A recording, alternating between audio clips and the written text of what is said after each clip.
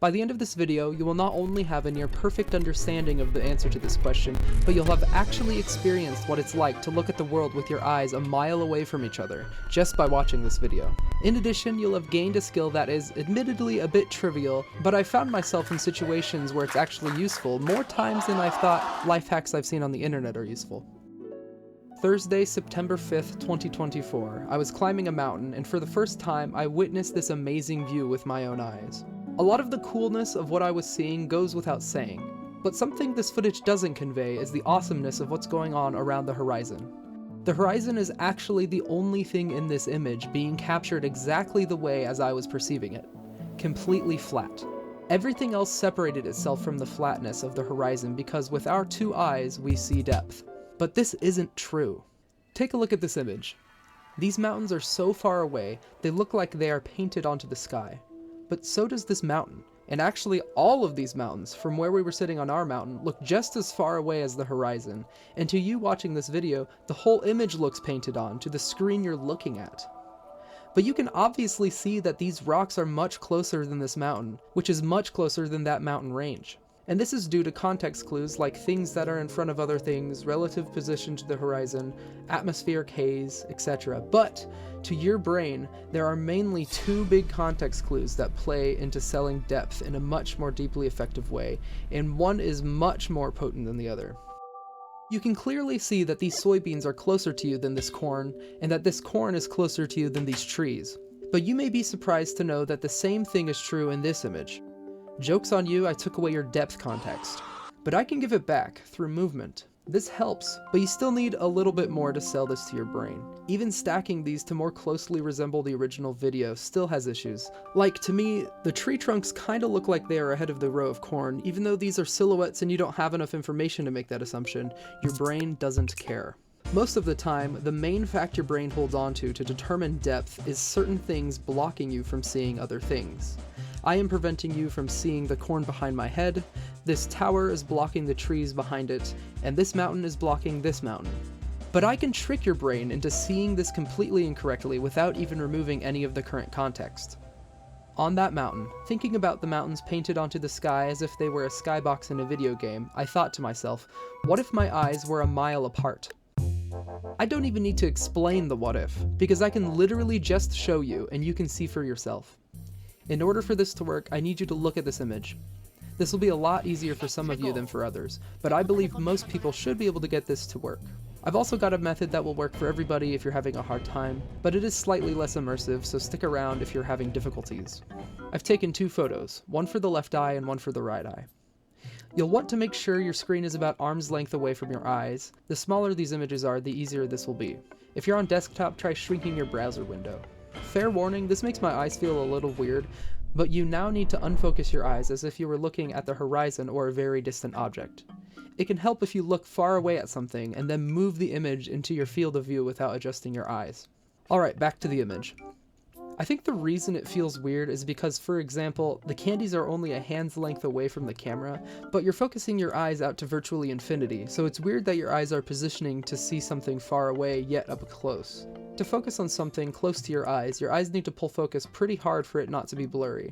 The screen you're looking at this on is only at arm's length, but your eye's positioning suggests you're looking past it or through it. It's actually amazing that your eyes can do this, and that you're able to perceive this image in the way you're hopefully currently perceiving it. Those candies actually look closer than the puzzle, and much closer than that plant. Using this, I can actually show you exactly what I was seeing on top of that mountain. But first, let me show the easier 3D effect for those of you who couldn't quite do it the nauseating way. Alright, look at the screen and... it's a bit more crude and doesn't feel exactly the same, but it's not bad actually, in my opinion. This version looks a lot better on larger scales though, like this. Dang, it's actually not great. And it definitely doesn't compare to the other way. I'm discovering this as I'm writing the script. I encourage you to go back and practice the other method because it's honestly amazing. Okay, onto the mountain. My drone only has one camera, so to get the left and right vision data from my old footage, I'll be playing the video in the left eye a few frames behind the video in the right eye, but only when the drone is moving to the right or counterclockwise, and vice versa. There are some very interesting consequences involving one eye being further in the future than the other, but we'll dive into that later in the video.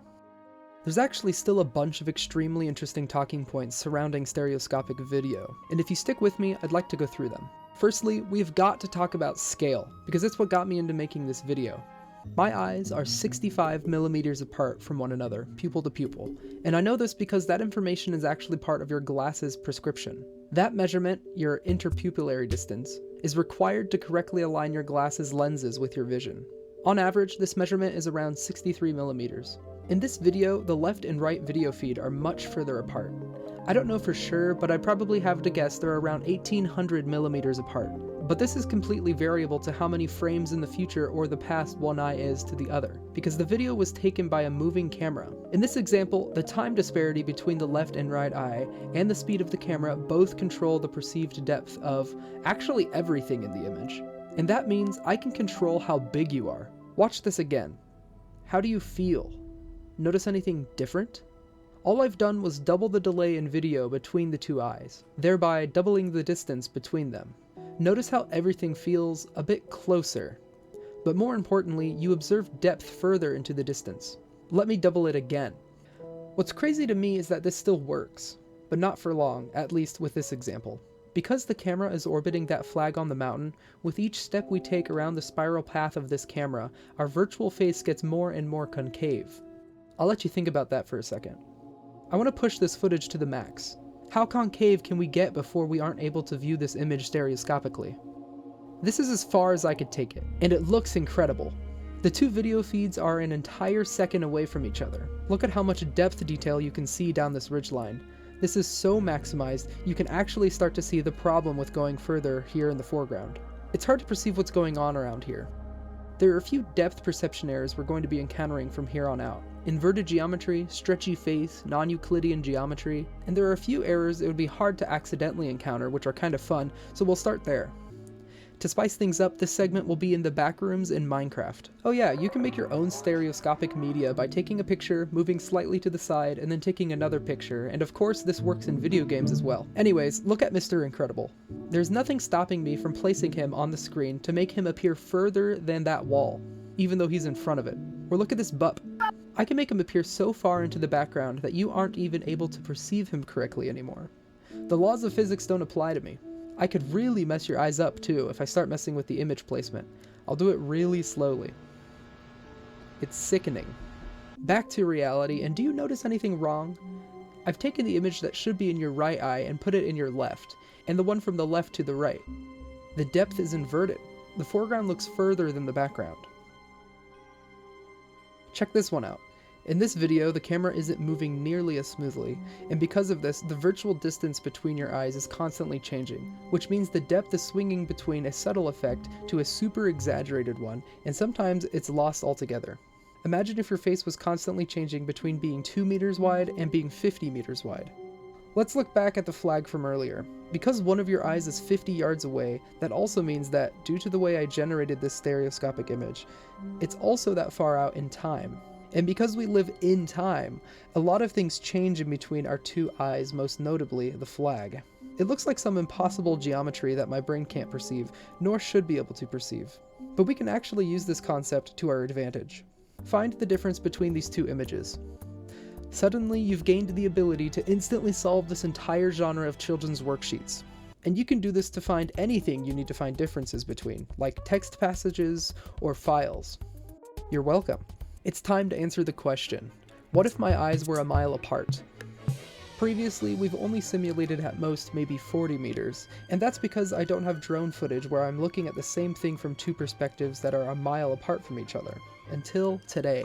The only thing that would really make sense to take a picture of with your eyes a mile apart from each other here in Indiana is Indianapolis itself. Mostly because it's so flat out here, there's no mountains, which mountains are pretty much the one thing that would probably make sense to do this with. So I've come here to Butler University. I've just climbed a parking garage. Everyone has permits, and I don't know if I should be up here, but the gate was open.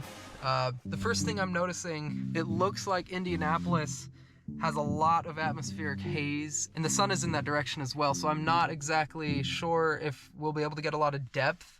I didn't want to be on the south side of Indianapolis because, first of all, it's further, but also the airport. I didn't want to fly my drone anywhere near there. So there is Indianapolis from 5 miles away, almost exactly. Look, there I am. Off to the next location. Okay, I'm in some church parking lot. Grab my daggum drone from the back seat. Right there. Kind of funny. Look at the terrain. I've never flown my drone with snow. It looks really good. I kind of love it. See, that's the other thing. I can only fly legally up to like 400 feet without like getting some specific clearance for my class of drone. Being on the scale of an entire mile makes everything kind of look like you're just looking onto a coffee table from a very shallow angle. Kind of like the example photo. Let's see how close I can get to my door this time. Oh yeah. All right, my next location is closer. It's only 3 miles away, and it's also a little bit more to the west. So hopefully maybe things will be lit up a little bit better. Hopefully also the atmospheric haze isn't gonna be as bad. Worst case scenario is we're not even able to like properly perceive what's going on, and this whole video will just be a flop. What in the world is going on here? It's like a basketball court with the weirdest, it's like, I don't know, it looks pretty cool. All right, we're here at a little water park. I am 3 miles away from center of Indianapolis. Go, go, go! Already, big difference from the 5 mile one. That construction is not in line. I thought that construction was like downtown. It is not. Hey, that's pretty good. Last location, here we go. Just a quaint little neighborhood. All right, here we go. Where is the city? Oh, it's to the right. Yep, there it is. So I'm actually thinking, while the contrast will matter between buildings, the fact that there's not a ton of super tall buildings means that those buildings will be contrasted against the sky. So I'm thinking we'll at least see depth between the different buildings. I hear airplanes, but I'm in a, like, I'm cleared to fly here. I've checked, so don't worry. Look at that. That plane is so close. Oh my gosh. That's why I'm not allowed to fly higher than 400 feet. Land. Oh my gosh. Land. Land. Oh my gosh.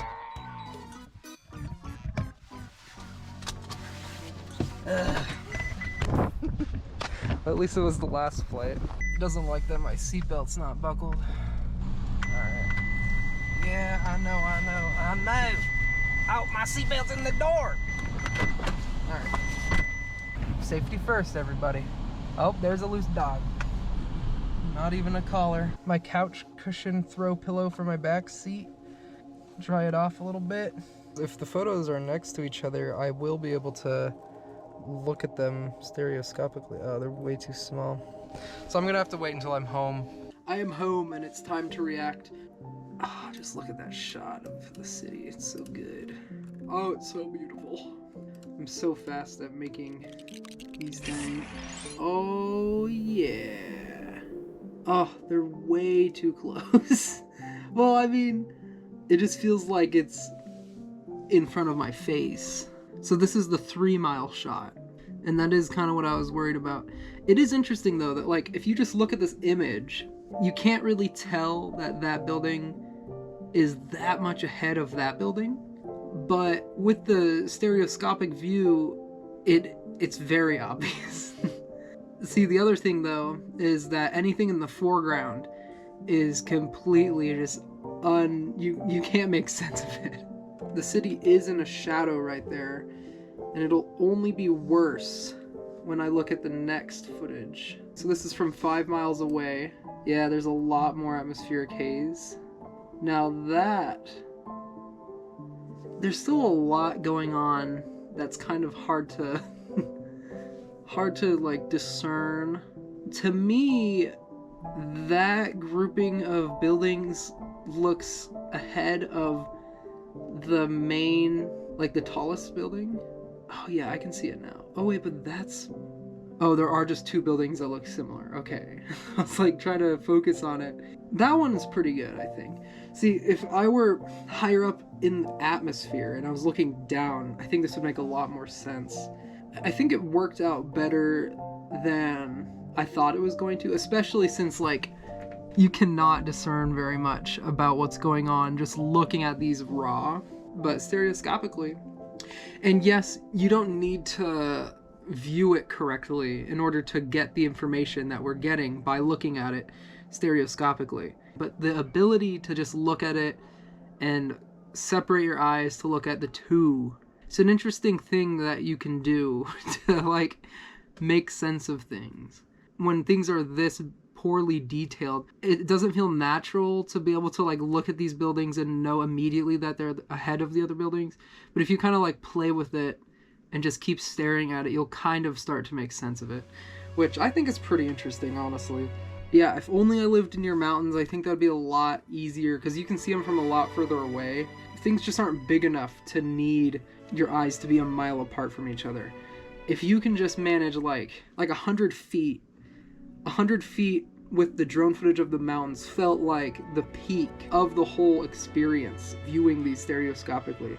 Looking down that ridgeline and seeing it kind of go back and forth, you just can't see it even in person. Like you can actually see it in the stereoscopic photo with a lot of depth detail, more than in real life. The only thing I want you to take away from this video is that I had fun making it, and I encourage you to go out into the world with just a little bit more curiosity. Everything I presented in this video I learned from my personal observations. I did zero research. I mainly just wanted to share this view of the mountains in 3D with you guys, and I needed to deliver on some clickbait I used to ensure this video didn't completely bomb.